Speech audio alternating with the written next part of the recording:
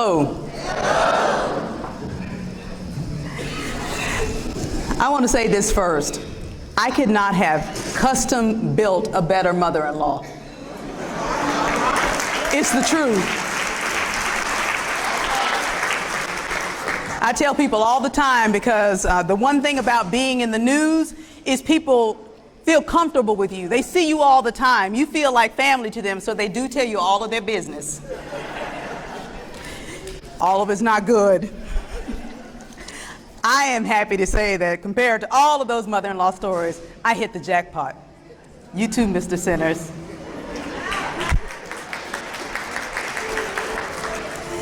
I am super excited to be here tonight.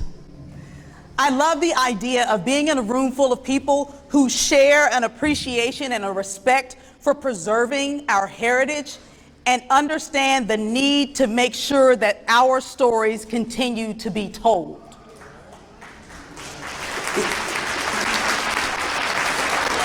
It's the truth.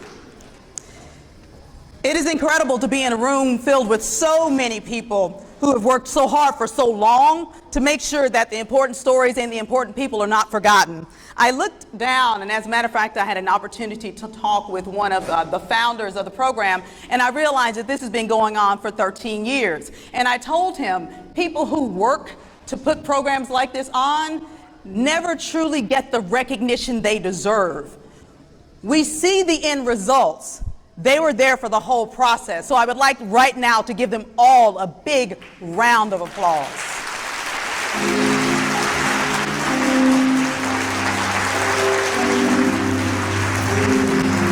Thank you. So here's the deal. I don't want to just thank them. I want to thank you, because I want you all to realize that you play an important role in making sure the dream stays alive. Every single person who is supporting an organization like this, supporting a program like this, you are playing an important role. Never underestimate the significance of your contribution. If no one has ever told you thank you for that, I want you to know tonight I am going to pause, make sure you are listening, so that you understand that you are seen and you are appreciated. And I personally thank you on behalf of everyone in your community that you are working to support.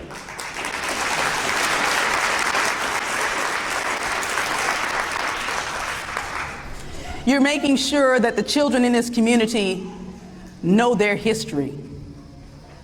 Those children who did such a great job up here, and babies, you were incredible. They were.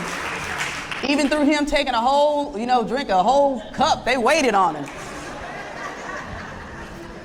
But those children and children just like them are the reason we're here. They're the important piece. You know that old saying, it takes a village? We're all that village. You're a part of that village. What we teach our children matters, doesn't it? What we teach them matters. Our words matter. And it's important and significant. And I love the fact that all of those children came from area churches, because as I say our words matter, I started doing some research and looking into quotes, and I was thinking, oh, maybe, Dr. King or Malcolm X, and I said, I want us to understand the significance of our words and our contributions.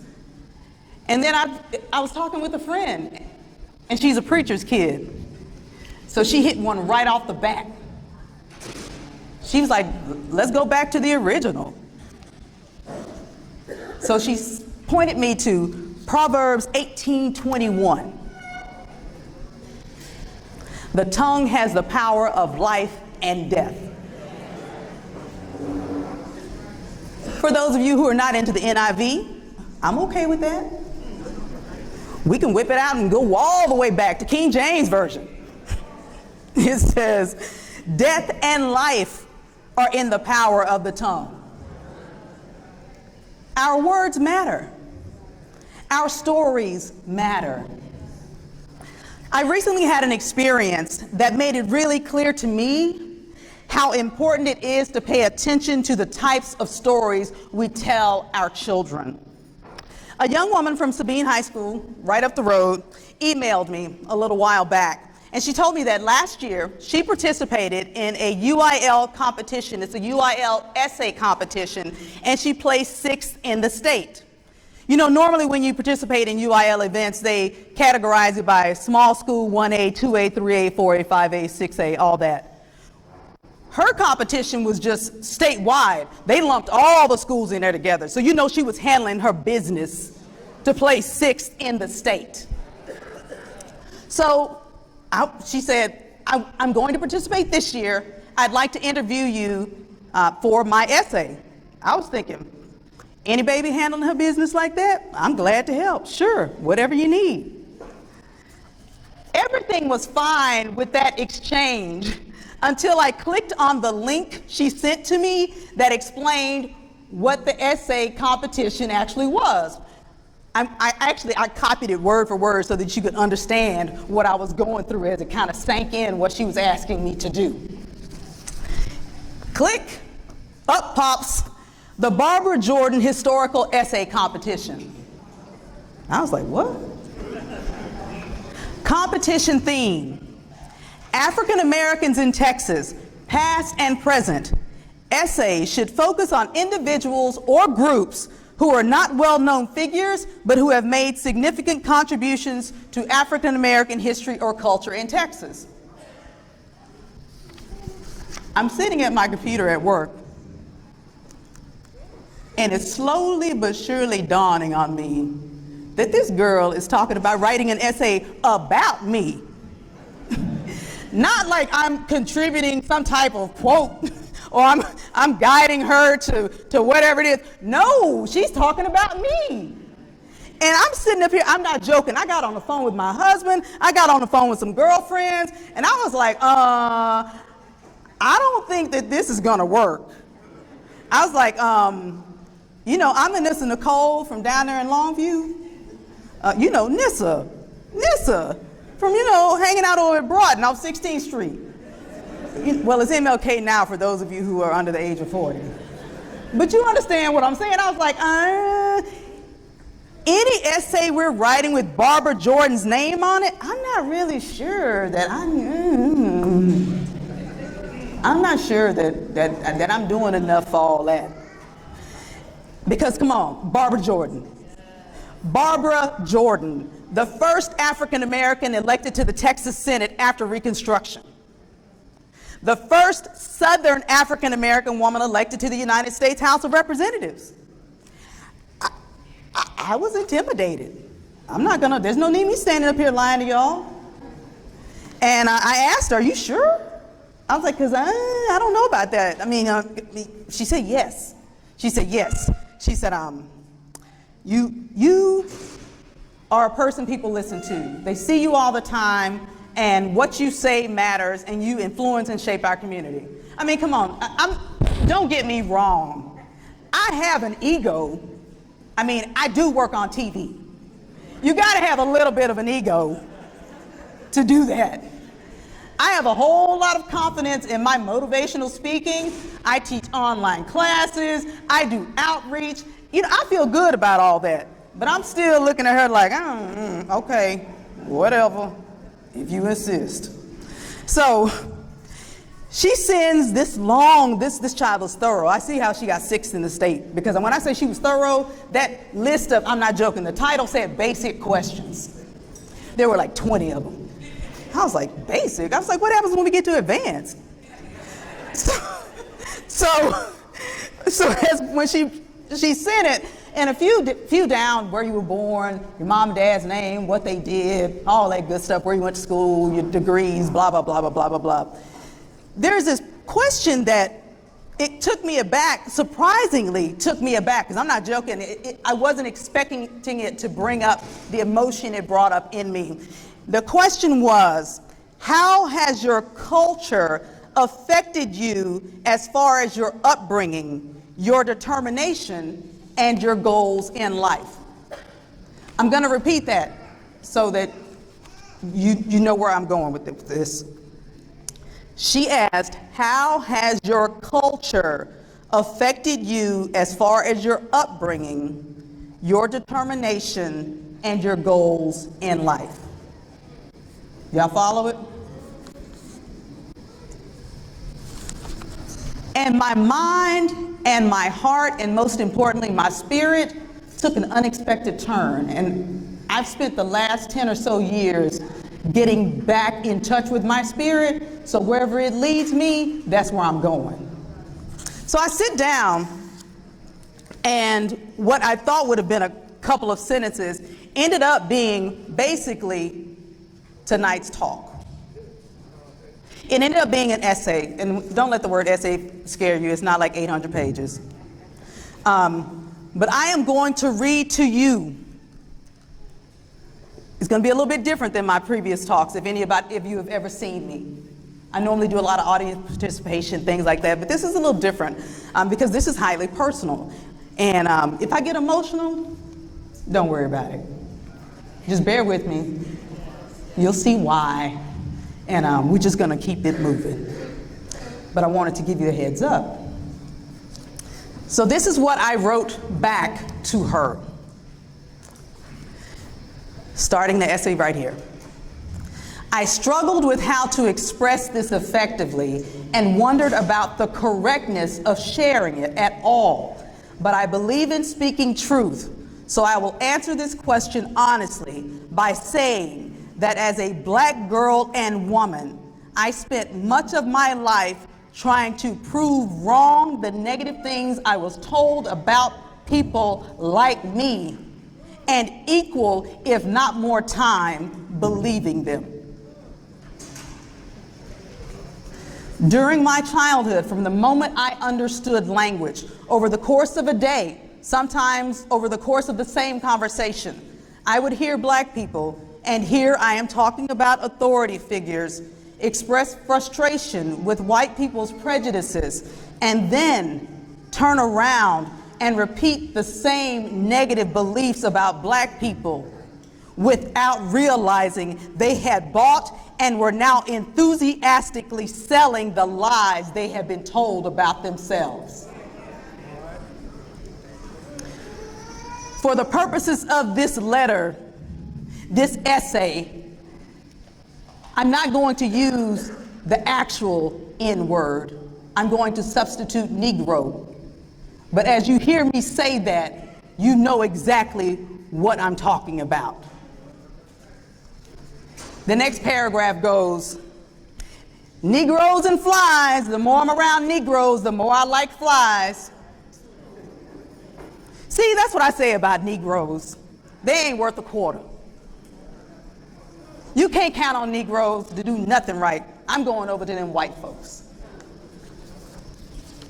These same people, adults, authority figures, people I loved and people who loved me, would then turn around, give me a task, and if I didn't move fast enough, say, Negro, didn't you hear me? I said to get it done. Think about that for a minute.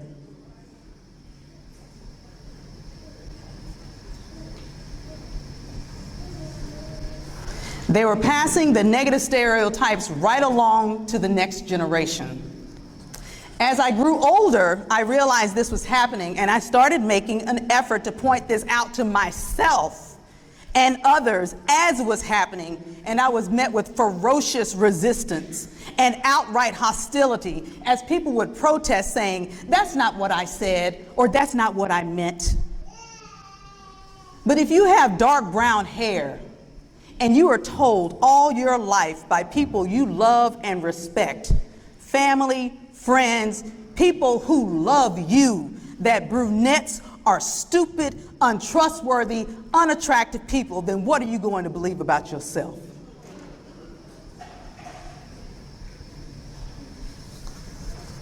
I am not pointing fingers and I am not placing blame. I understand that they were expressing what they were taught about themselves.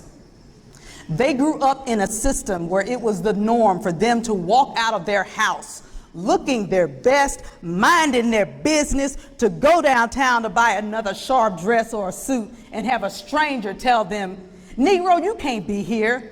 Or if they were looking too prideful, like they were feeling like they were full of themselves, "Negro, who you looking at? Who you eyeballing?" Some of you, I'm not telling you anything new because you've lived it.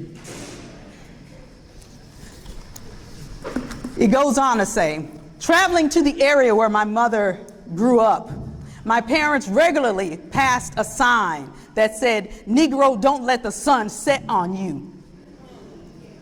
I have a family member who is only 7 years older than I am, who has vivid memories of a whites-only water fountain at the Russ County Courthouse. His mom had to explain to him that even though he was thirsty, he couldn't use that water fountain that was right there. That sign is gone. That water fountain is still there. And he sees it every time he goes in to conduct business. He was a member of the first class to attend integrated classrooms from the first grade all the way through high school graduation in the system from which I graduated. He started first grade after violent protests by the parents, family, friends, and neighbors of the children who were now his classmates. He was taught by the same teachers who were already in that system during the violent protests to keep that system free of people like him. Teachers who started teaching when the education system was segregated and they were caught off guard when halfway through their careers, they were stuck in a classroom with black children. It was not the kind of environment that would make you feel good about that aspect of yourself, one that is so obvious for everyone to see and you can't do anything to change it. I too had some of those teachers. Some of them did the best they could. There were others who didn't do much to hide the fact that they were not pleased. As an adult, I look back and I realize that much of that, for many of them, they were dealing with a foreign culture, for all that we were Americans and living in the same city. I had some who really tried to treat each child with the love, compassion, and respect every good teacher exhibits in the classroom. I had others who weren't trying very hard at all. Often the lines were so blurred, it was hard to understand why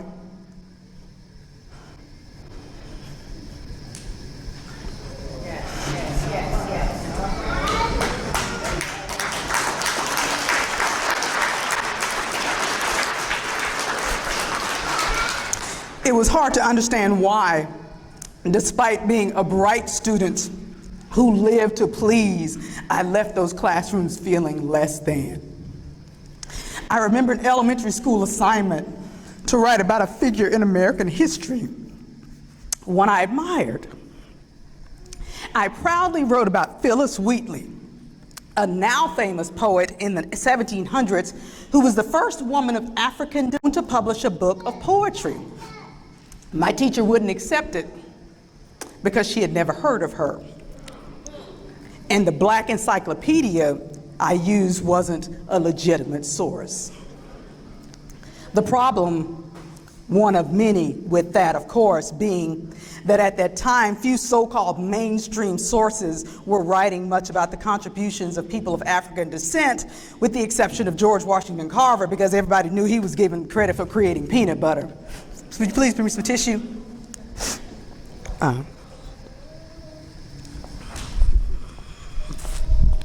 Thank you. But even as a child, I knew it was statistically impossible for only a couple of black people to have contributed to the advancement of U.S. culture. But I had teachers who told me in no uncertain terms that they didn't exist, or if they did, they didn't count. That hurt. For someone who rarely saw anyone who looked like her on TV or on toy store shelves or in magazines, except for Ebony or Jet, it meant a lot to have some proof that people who looked like me mattered, that we weren't all prostitutes, pimps, slaves, or head-bowed, mumbling, "Yes, a master servants."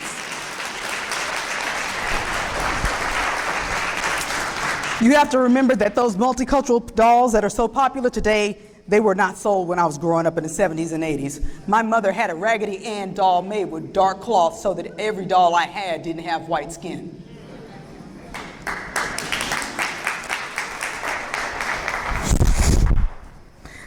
I heard people say on a frighteningly regular basis, black people say on a frightening regular basis that black people just don't do that. And that being, that is like being astronauts, bankers, chiefs of police, or presidents. I had people, adults and peers, question me being in honors classes because being a member of the debate team and playing the oboe and band wasn't what black people did. If you hear something often enough, even if you don't want to believe it, the message seeps in. The tragedy is that my generation and the generation after me were doing the same things. Until I became aware of what was happening, I was doing the same thing. You can only do better when you know better.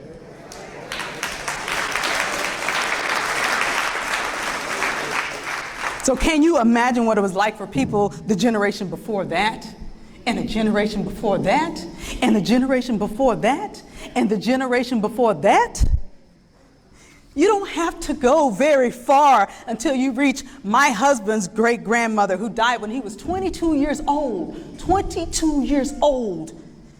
And she was raised by parents who were the first generation living free after decades of their family being enslaved. We're not talking about 400 years ago. And that is why, as I continue trying to understand the whys, I give credit to and have the utmost respect for those who came before me. People who not only survived, but in many cases thrived in inexcusable circumstances. It is also why I sought out and truly appreciate people like my youth group leaders who volunteered with organizations like Top Teens of America to encourage black youth to broaden their horizons and say positive things to me and other black teenagers about who they were and who they could be. And I thank every single person who ever organized one of the many Black History Month programs in which I participated as a child.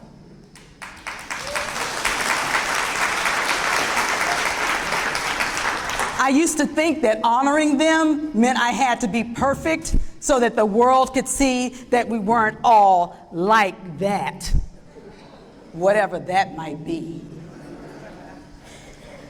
I have been consciously trying to root out those hidden, sometimes well-intentioned, but painful beliefs about what it means to be black.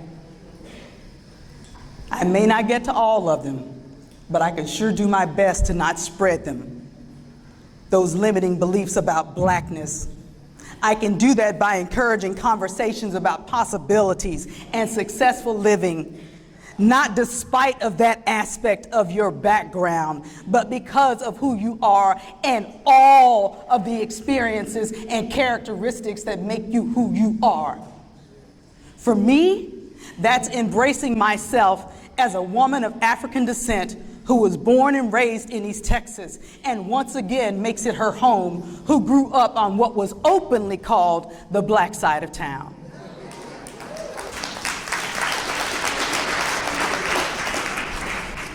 That's where the essay ends. I want to wrap it up by saying this to you. Our ancestors were trained to think poorly of themselves because it helped prop up the economic system that depended on enslaving human beings for profit. That system worked better when those enslaved people thought less of themselves, thought of themselves as property, little better than animals. Books were even written about how to oppress and break a person's spirit. People who have high self-esteem don't make for easily managed slaves. Fear, physical intimidation, and psychological warfare with words as weapons kept that system humming right along. I don't fault our ancestors for thinking poorly of themselves and speaking poorly of themselves. It's what they were taught to do. They were survivors. Thanks to their strength and their determination and their will to live, they survived long enough to give us life. And I am eternally grateful to them.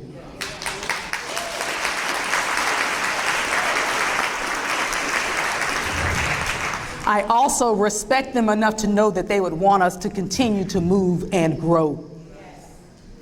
That means treating ourselves better, and treating our loved ones better, and treating our children and our neighbors children better.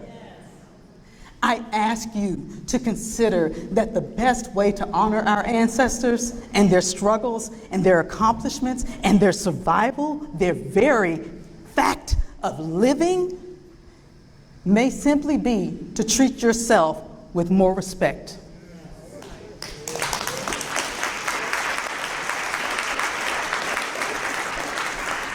Our children watch us.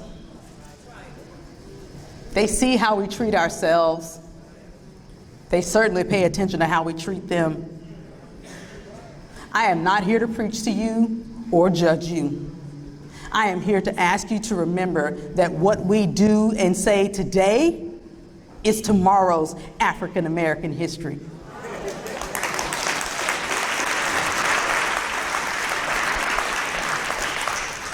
You don't have to be a religious person to understand deep within your spirit and your soul that the tongue has the power of life and death, to build or to destroy, to uplift or to tear down. I ask you to listen to you talk about yourself. I ask you to listen to yourself as you talk with your friends. I ask you to listen to yourself as you talk about other Black people, and especially I ask you to listen to yourself as you talk to and around young Black people. Then ask some very basic questions. Is it kind? Is it helpful? Is it true? If it's not, you may have never heard this before, but you will hear it tonight. If it's not, you deserve better. You are the descendants of some of the most incredible survivors the world has ever seen.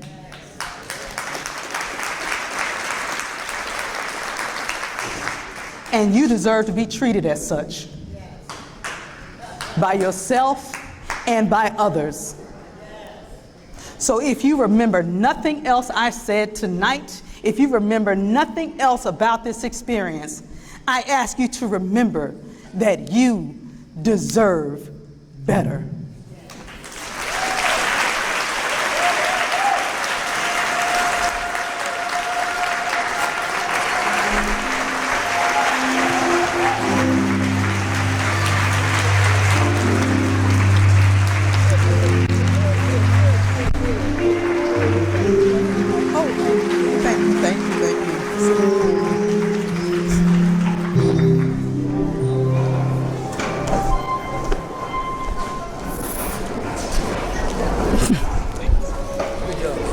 Thank you.